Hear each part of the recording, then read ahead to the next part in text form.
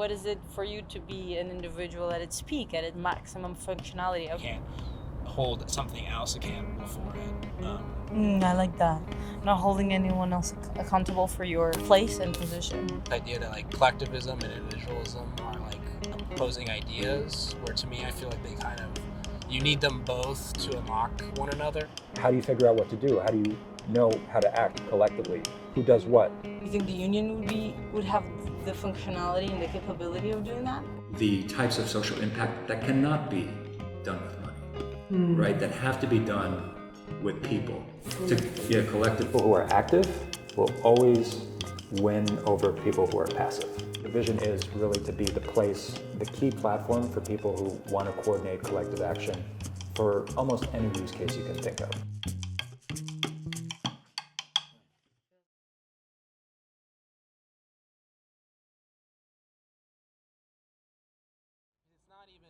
But how can the individual be at its peak, not only through, finding something that they truly enjoy doing and truly feel fulfilled doing? Do you think through the relationships that you're talking about, through like a more open relationship sort of? I think so. That could help as well. Yeah, I think it starts with, I guess it starts ultimately like in the mind and the body. I definitely agree with like the importance of meditation, or at least things like some variation of meditation where you're just at least just.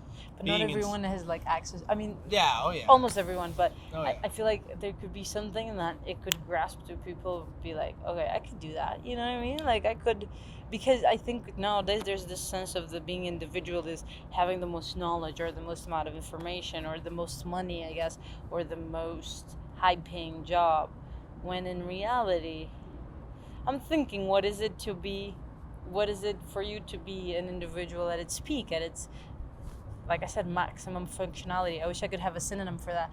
An individual to be its fulfillment. To me, I feel like you've become a real individual when your voice is the loudest one in your head, and it's not your mom or your dad's or your friends, your siblings, your teachers, or it's not the local government or the police or money or God. It's like your mind. It's your own voice is the loudest one in your mind, and like you're ultimately, as best you can, you're steering your ship now. You're sort of telling yourself what to do. You can't hold something else accountable for it. I like that. Not holding anyone else accountable for your place and position. Yeah, that's really powerful. And because that's being like I do, except it's like, and it can be, I struggle with that sort of idea of like holding myself accountable for my actions and like who I am as a person and where I go.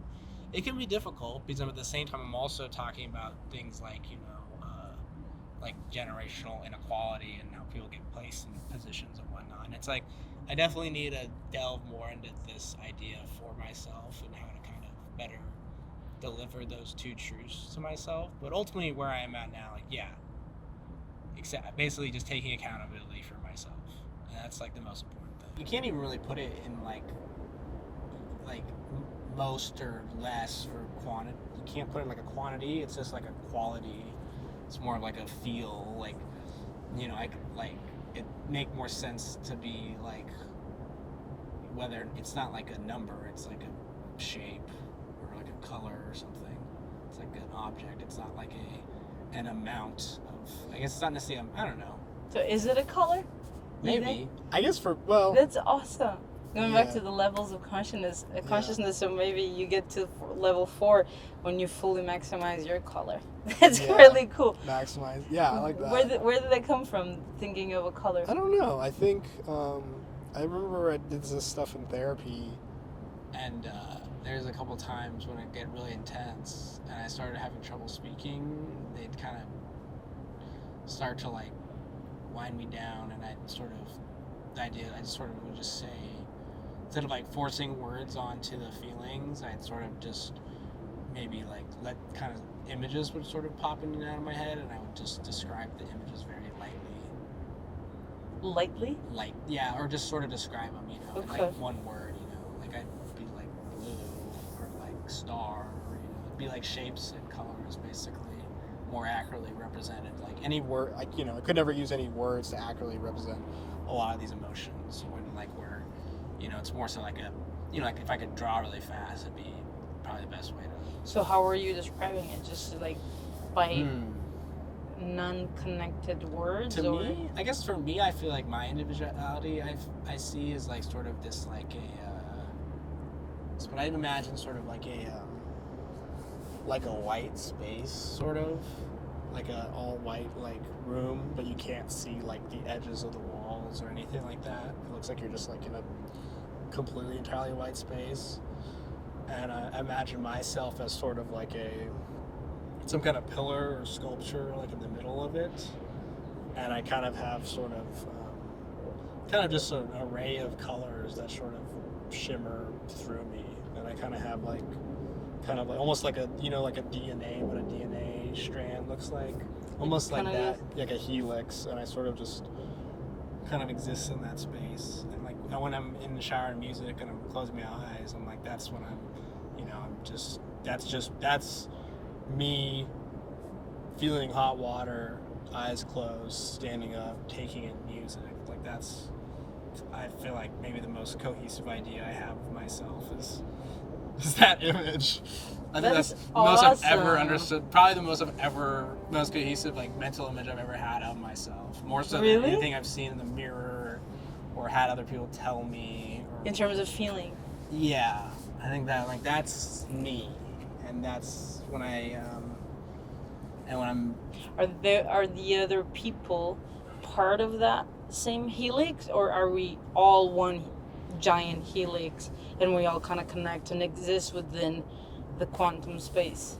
Would I be would I be part of your helix, or no? Would I be like in another one myself? Because that's interesting, because maybe the helix is the organism of the person itself. Yeah. And I was just remember that I was looking up the sense of individual, and in biology is a single organism capable of independent existence. Oh, cool. Or a member of a compound organism or colony. Which is they kind of contradict each other. So first, a single human being is distinguished from a group, and then it goes a group considered as a unit. They're both the definition of the individual. Yeah, so they literally works for me. I like that. Which one? I like both. The group or the single? I like both of them. So I guess the individual is also the group. Like almost there's like no distinction. Yeah. Oh, that's cool. But going back, am I part of your helix, or are we all? What do you think?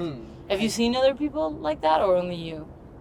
That's a really cool. I feel like I'm still fleshing out my conception of myself as. I think it'd be most comfortable if everybody was their own conceptions, but then not necessarily a helix. Yeah, it'd be their own individual concept. I like the quantum realm you use. That's perfect. The quantum realm is the quantum space. I do feel like we all are, individual ones that can kind of become linked together, or even like overlapped together, or like infused, but then they can just go back to.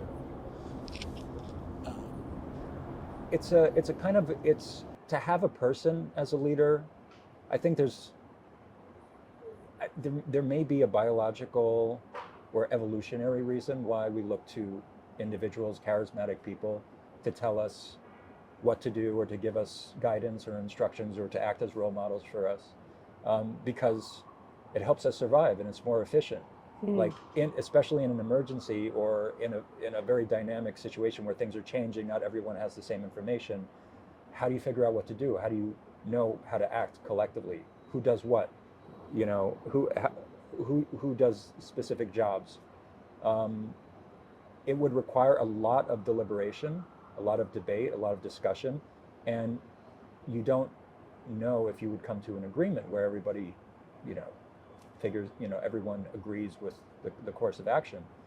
So that's very inefficient. And especially when time is of the essence, or there's a threat, or there's an emergency, you kind of have to act, even if you don't have time to debate. And that's where leadership, or a hierarchical kind of structure of leaders and followers, is very functionally important.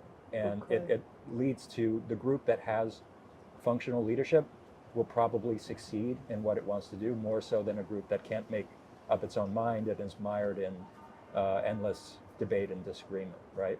So, but again, that's only in situations that are hard to predict or are very uncertain or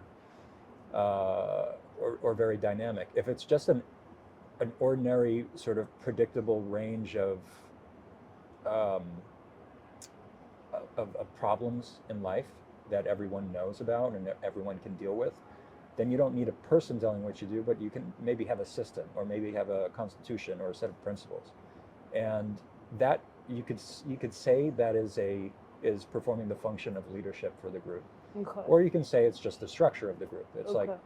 I don't think you can have a structureless, complex group that acts cooperatively.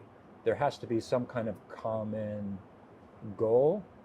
People are going to have different interests and different incentives, different goals, but there needs to be at least one common goal so that they can all cooperate together.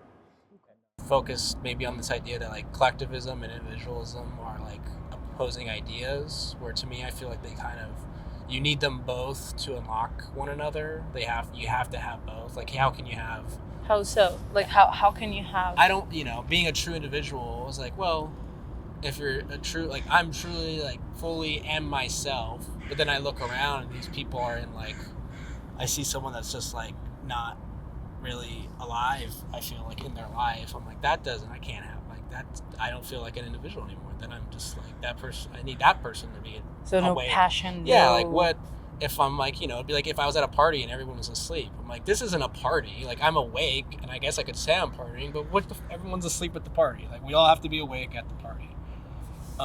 Cool. I like that analogy. Or if there's nobody at the party, I'm like, well, I mean, and I believe in, I believe in having fun. I love what you said, and that's a really powerful statement. So that almost like in order to have collectivism, you do need the individualism to be at its peak. Yeah. So the counter argument of collectivism saying that the individual sort of solves is actually a fallacy, because you would need the individual to be at its maximal potential, I guess, in order for any collectivism to exist. Is that what you're saying? Yeah. Okay. And Wow. I feel like it sort of then feeds each other.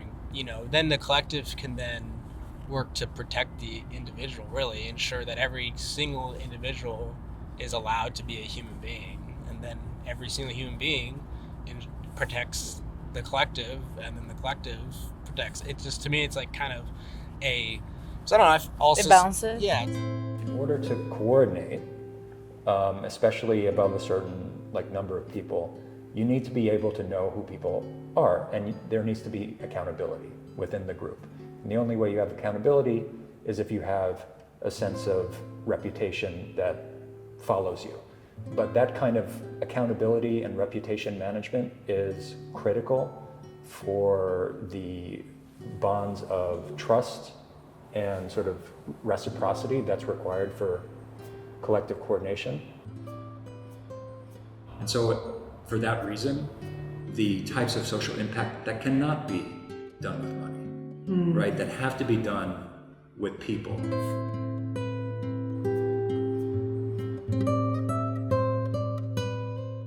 When people agree to all collectively decide to boycott something, The world is empty right now. it's their collective decision which is creating the impact. Now, obviously, the dollars that they refuse to spend, that's creating the financial consequence in the marketplace. But the collective decision is the vehicle for impact, right?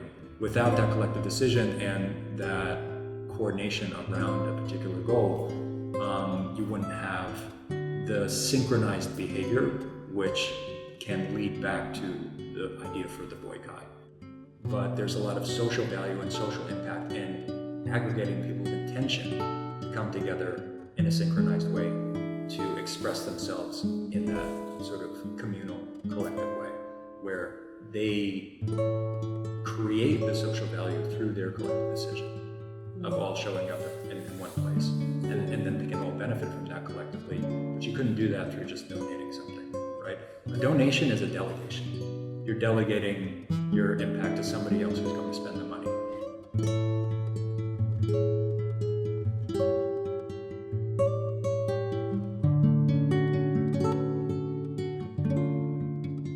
I know a little bit, but like the union, what are the main benefits that they bring to you as a worker? The main thing is collective bargaining. Instead of like, let's say it's like there's me, you, and this person over there, and then those two dogs. We all work for a guy. Individually, I go into the boss's office and I'm like, we're all getting paid $10. And I'm like, damn, I just feel like I should make more money. I'm like really busting my ass. And I'm like, hey, I want $15 an hour. And he's like, no, shut the fuck up. Get out of my office. I'm going to fire you if you ever come back in here again. But then if me, you, that guy, those two dogs go back into that office and we're like, hey, so we actually want $20 an hour now. If he's like, okay, is he gonna fire all 6 of us or whatever, 5 of us, and then have to then replace us, or is he just gonna give into his demands right now? And that's like that is what I had a conversation about war, and that is exactly what I said. If all the military gets together and say, no, we're not gonna do this because this is not ethical, they cannot just the one person that wants the war cannot do it by themselves. It needs the help of the military. So do you think this could be possible in the military? Yes, I absolutely do think so. Like for them to get together and actually provoke a change, or realize that the true power is in the people that are at the front line, not necessarily, the generals or even the president or whoever decides that they have to. But then the person that I was having the conversation with, she did say that I thought it was because they can go after the people's families, and this was more like in Russia sort of world. But if every single military says that, if they unionized, I guess, kind of, they cannot go. I don't know. Maybe they could. Maybe I'm being naive, but could they go after everyone's families? Could they like? No, I mean, I think that's really part of it. I mean, that's one of the, I think right now. So like, I'm in a trade union. And we're in the union's based upon being an electrical worker, and that can mean a lot of things. But then there's another style or element of unionism is called industrial unionism, where you then expand it. My union wouldn't just be an electrical union; it'd then be like a construction union. It would my union we'd combine every construction union into. It would all then feed into one big union. Oh, they wanted to do that. And we'd all have essentially like a kind of a common goal. And then the idea is that what was the common goal? Well, I mean, just basically for the betterment of our life, which I guess for some people they might think it's vague or broad, but I'm like, well, we're just gonna want the same things we want now. We want food, water, shelter, and the ability to be human beings, entertainment, etc. But the idea, and why did that not happen? Well, I wouldn't say that it hasn't happened, but I think. Oh, you think it can happen? I think it can happen. If you want to put my jacket on our butts, if it feels better. I'm okay right now, actually. You sure? Yeah. Okay, we're gonna get this camera here, because I think it can look cool. I don't know if it will. I think, I guess for me, like my idea is that like that's how, I guess I'll see if the world I want comes to be, then that's how it's gonna go. It's like my construction trade union will start to, it already does work with other construction unions, but like not to the way I want it to be. I want it to be like we're sort of like, we're like the unions are like, friendly. We're like acquaintances, neighbors with each other. We need to be full on like family. We need to like, our unions need to be kind of binded, or at least understand that we're. And right now it's not? Not in my opinion, no. It's just like, we'll work together and have like big goals achieved together, but it's not the way I want it to. I guess like, because like I think of like what is like the highest potential of like what could be accomplished. And I'm like, to me, it's really just about, what could we accomplish? And like, if all the construction unions coming together basically can That could be like a revolution almost. Yeah, like, it'd be essential. It'd like be the backbone. Because one, we have the most, just about the most well-paid part of the working class in this country is unionized trade workers. We're paid pretty well. The only people get paid, the only like workers that get paid more than us are like doctors, like bank financer kind of people. Assuming you're just like working for like a wage or salary. Obviously, if you own like property and stock market stuff, all that kind of goes out the window. It's like who knows how much money you really even have. But for us, Yeah, like, we're talking about more yeah, like we're a talking working like class. normal yeah. working class people working for like working 40, 56 hours a week, making a wage. Those people, like, we have like literally like control, like we have our hands on like the levers of like industry and society, and like, you know, we have the means to close down waterways and roads and bridges and take power, like literally take electrical power away from different places, like shut off utilities, and basically kind of like you can just sort of, you know, grind society to a halt where, like, you know, whoever owns, you know, some of the richest men in the world, their money would just start depleting rapidly because it's entirely based upon us working and making the money for him.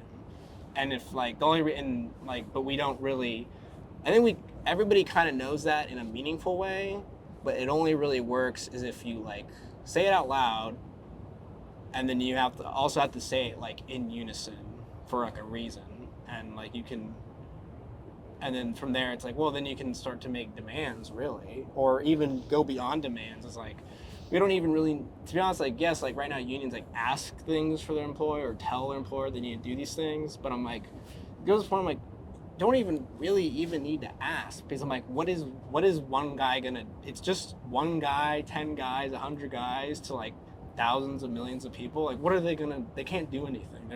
The entire basis of them making you do something is that they have a different group of people that they're gonna make you go do this. Like, oh, they're not listening, you need to go make them listen. And if all those people are like, okay, well, no, you're not, it's not needed. There doesn't need to be one person that basically gets to control and benefit from like the effort of like everybody on this planet. That's nonsense. Like, if we're making enough for everybody, it just needs to be spread out effectively. Do you think the union, do you give a union a cut of your salary? Or no? Well, yes, I pay dues.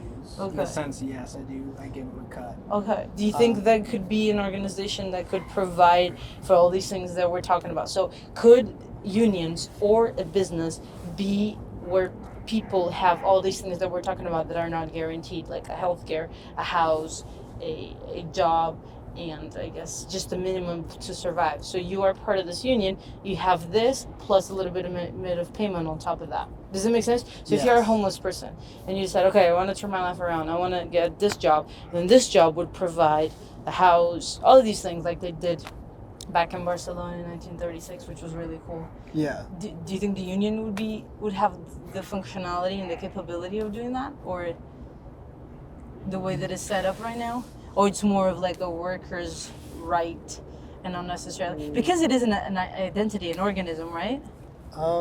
I guess, well, I want to say yes. I'm not 100% sure if, to me, I'm like, if, I want to say yes, but if my union isn't capable of doing it, then at very least my union will be capable, it will be at least a vehicle to get us to the point, like we can use it to get to that point. We can turn it into the thing that allows us to do that. Because that is what I want. I want a series of, I want a union for all construction workers. I want a union for, I want a union for every hospital that works together, and basically just provides their services as needed. Construction workers will provide their services as needed based upon, like, does a new building need to exist here? Is this building falling apart? Just like, is this person sick? Do they need help? Yes, help them. Same thing with. But how would they make? How would the money of the union be? So, because in this sense, the union makes money off of you guys. But if it all turns out, do you know what I mean? Like, where would the money be channeled to the union? Okay, I see what you're saying. Well, if everything was based on need, like you're saying, like there's a need of like repairing this building in society, like I guess Yeah. the person that Well- owns the building would pay, but you know what I mean? If Yeah. that was were to vanish. I guess my first thought would be, if we're gonna be working for money or still selling the labor for money, then my thought would be like, well, we all gonna basically get like an equal cut of the money. But I guess for me, it's like I don't want money. I want Benefits. I want a share of the actual like labor produced. Like I don't want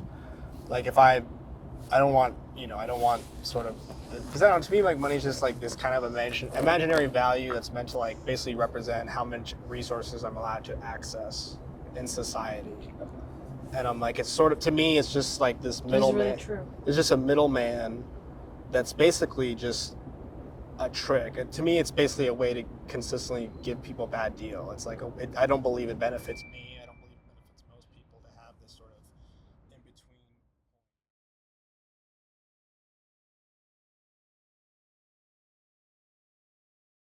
There is an issue with collective action, especially in adversarial environments. Another concrete example would be trying to organize a union at a workplace. So the first person or the first few people who start talking about a union may incur like a disproportionate risk of retaliation. And that's one of the reasons why it's hard to organize, is because who wants to be the first person to try and start something if you are going to take on all the risk? Right, jeopardize a job or right, risk that- exactly, okay, and yeah. you'll pay the price, right? So it's not exactly fair, because there's a collective benefit. If enough people wanted to organize a union, then there's this collective benefit of everybody pitching in and everybody agreeing. But because it's hard to coordinate that kind of simultaneous action, if you just let it play out organically, there needs to be somebody to start it, and that person normally has to have an incredible amount of bravery or tolerance for risk in order to be willing to do that. And they often get punished, and they often lose because they don't have enough backup, they don't have enough leverage. And that is a major impediment to successful collective action. So Spartacus tries to mitigate that risk by allowing people to be anonymous during the duration of the campaign. And we can verify the identity, or rather that the people involved are real people, that they're not bots, it's not spam, that these are real, authentic people involved, but their specific identities are masked, they're obscured, so they can't be penalized. Okay. And that way, we remove that disproportionate risk from the early movers of the campaign. And so the person who maybe does want to unionize the workplace but didn't want to be the first person to say so, now, because they can stay anonymous, at least in the beginning, they have less of a fear of expressing their preference.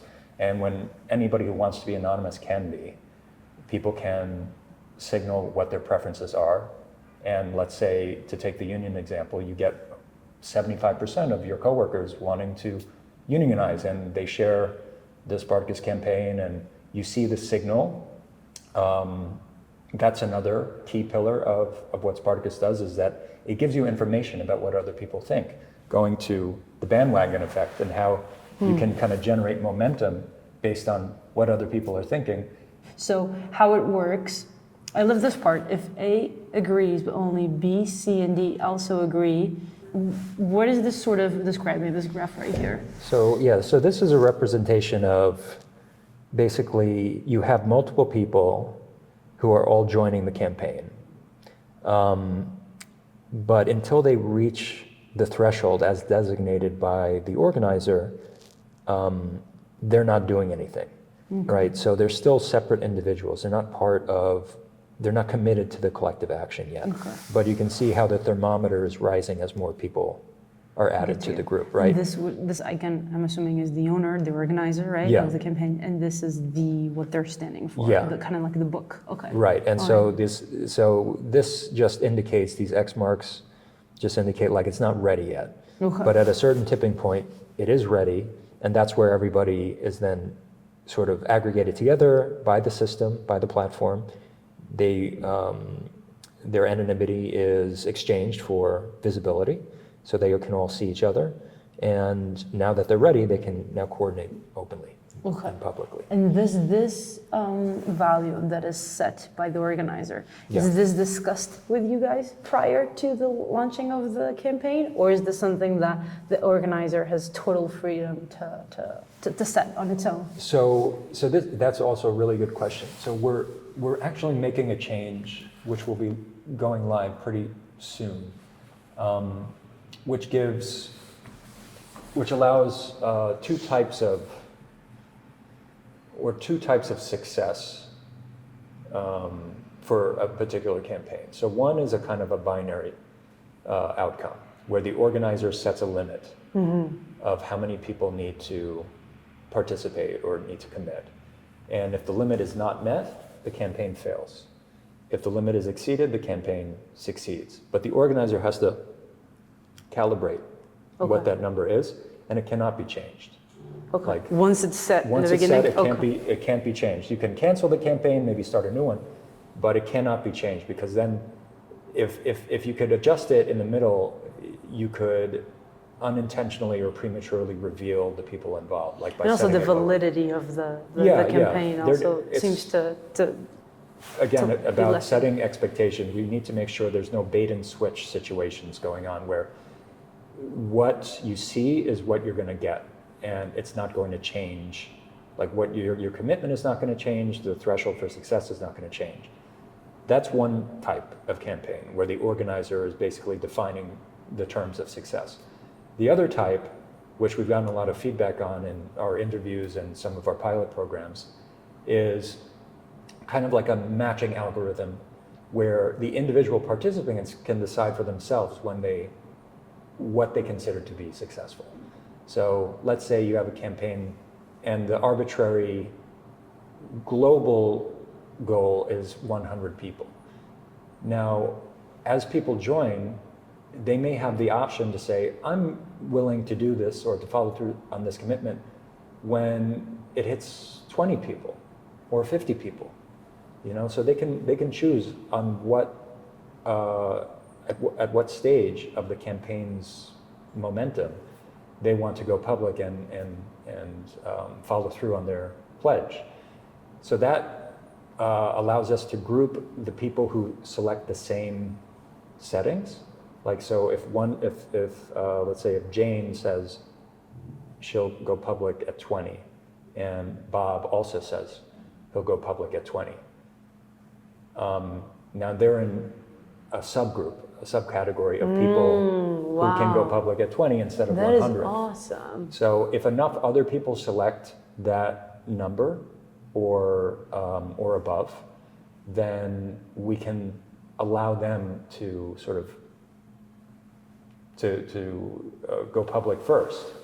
So and to only coordinate those first. that select that category will go public at that time? Right. Okay. So not anybody the who has a others. higher threshold, who maybe is a little bit more risk averse, or who thinks like, oh, 20 won't be as effective, I only want to join, or I only want to participate when we hit 50. So they can still wait till 50. But the people who chose 20 can be grouped together with other people who chose 20, and they can work together earlier. Okay. So that way we can be more flexible, and we can accommodate the different preferences of different participants, and it doesn't have to be an all or nothing type of situation.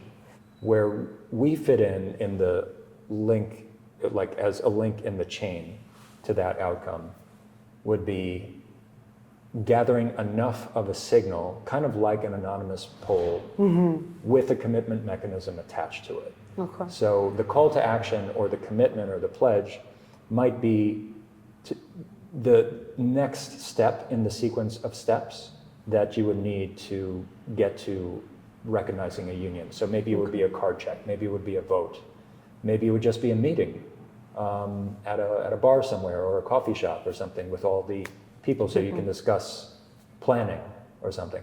But yeah, it's like there are a lot of regulations and procedures, official procedures that workers would have to undergo to do that. Okay. And we only handle the No. bootstrapping of the Okay. group. If you wanted to start a campaign and you wanted to keep your identity secret, but you also wanted to publicize it to your friends or other people who would be interested, there are ways you can do it discreetly. Like you can create burner accounts on social media. You can email people from a burner email address so they don't know it's you. So the key is that you make as many people aware of the existence of the campaign as possible, and then they're making their own decisions. Okay. Right? So they don't need to know exactly where it came from, as long as they trust the platform, which is, an issue that it's a challenge that we have to overcome, where we need to prove that we're trustworthy as a platform, but we have certain data privacy and security attestations that we make and To make sure that. to demonstrate that we're serious about protecting privacy. And of course, it's in our interest to do that, because if it leaks or we can't protect privacy, then nobody will want to use the platform. So we are very, we're incentivized to protect people's privacy as much as we possibly can. You can also, another example is you can do printouts of QR codes, and you can have you or maybe somebody else leave them in public places. And so people will see them just like a flyer for an event, for example, and they'll be curious and they can scan it and they can get information about the campaign That's that way. awesome. Yeah. So you don't have to say, hey, I have this idea. You can just make the idea visible in ways that don't tie back to you personally.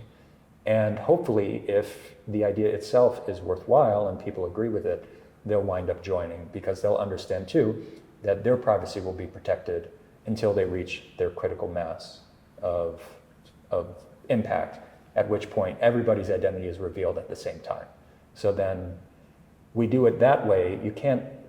We don't allow people to stay anonymous permanently. Okay, that's really important. Yeah, Okay. because the reason for that is, in order to coordinate, the vision for the platform itself is to kind of be a canvas for coordination, all kinds of coordination. And that includes surveys and voting, it includes proposals, it includes live feedback of, not just people expressing their preferences for a solution, but maybe the problem itself.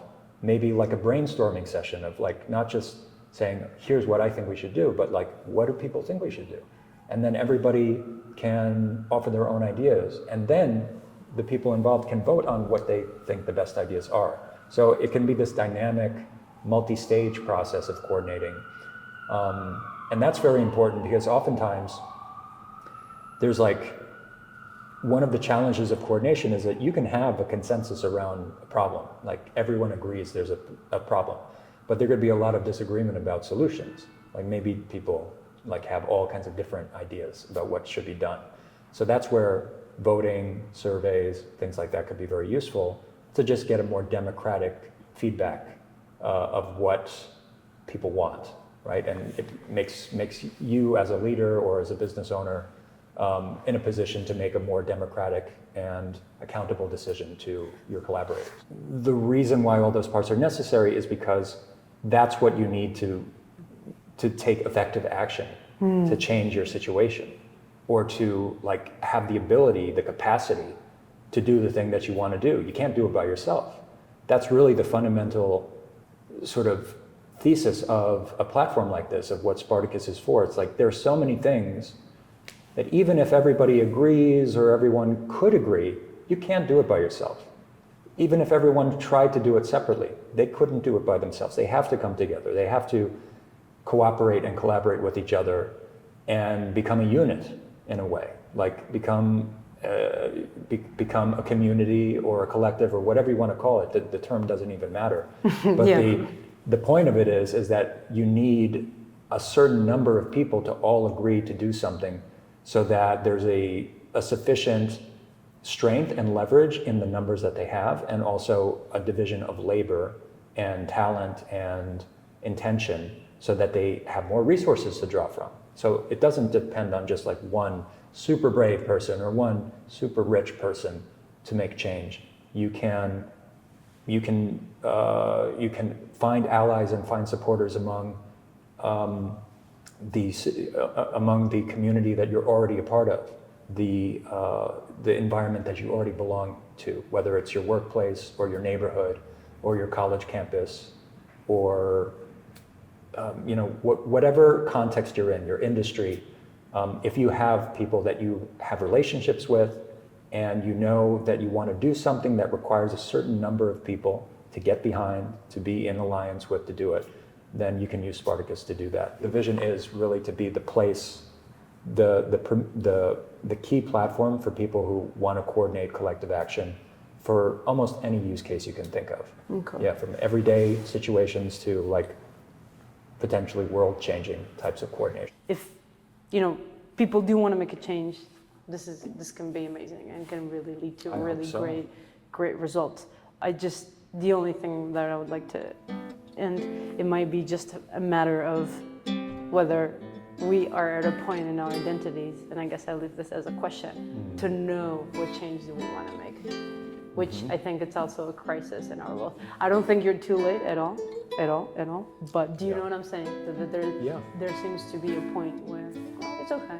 There's almost like a numbness to what's going on, to a point that, but I do believe that some people are hungry for a change, so this could be a really cool tool. Yeah. And like at the end of the day, we can't wave a magic wand and force good things to happen. Good people have to come together and organize themselves and do the work, make the commitments that are necessary for good things to happen. And it doesn't just automatically happen. Like bad people are going to do what they're going to do. Selfish people are going to do what they're going to do. And if you want to prevent them from winning, you have to have a counterweight. You have to organize as well. You have to get involved. There's always, no matter what society or type of society you live in, there are going to be people with different agendas. And and take morality out of it, take good and bad out of it. People who are active will always win over people who are passive. Period. Always. So win as in material gain or social gain? They'll get what they want. They'll get what they want. Yeah. Okay. So, and that's really what it comes down to. It's like everyone, obviously, like we said before, everyone thinks that they're doing the right thing. Everyone thinks they are correct. So some disagreements will never be resolved. But one thing is for certain is that if you have one group and they're active, and you have another group and they're passive, the active group will get what they want, the passive group will lose.